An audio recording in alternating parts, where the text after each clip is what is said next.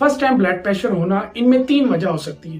पहला इसमें मसला है आपका स्टोमक इसी तरह डिस्टर्ब तो नहीं हो गया, यानी कि खाने के अंदर आप लोगों ने स्पाइसी या इसी तरह के ऑयली फूड्स आपने खाना शुरू कर दिए, जिसकी वजह से आपका स्टोमक के इश्यूज आ रहे हैं और ऐसे में आपका बीपी बढ़ा हुआ लग रहा है। दूसरी वजह है टेंशन, डिप्रेशन, ये भी बीपी बढ़ाएगा। और तीसरी इसकी मेन वजह है वह है कोलेस्ट्रॉल का बढ़ना।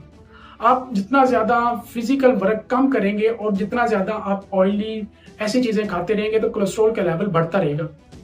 ऐसे में आप लोग अगर कोलेस्ट्रॉल की वजह से बीपी बढ़ता हुआ देखें तो सबसे पहले ऐसी गजाएं छोड़ दें जो फैट को बढ़ा रही हो, यानी कि जितने भी पराठा, समोसा, इस तरह की जितनी भी जंकी फूड्स हैं ये छोड़ दें।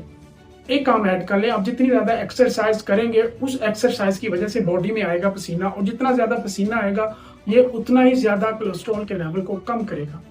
तो सबसे आसान तरीका है कि गोलियों की तरफ ना जाएं।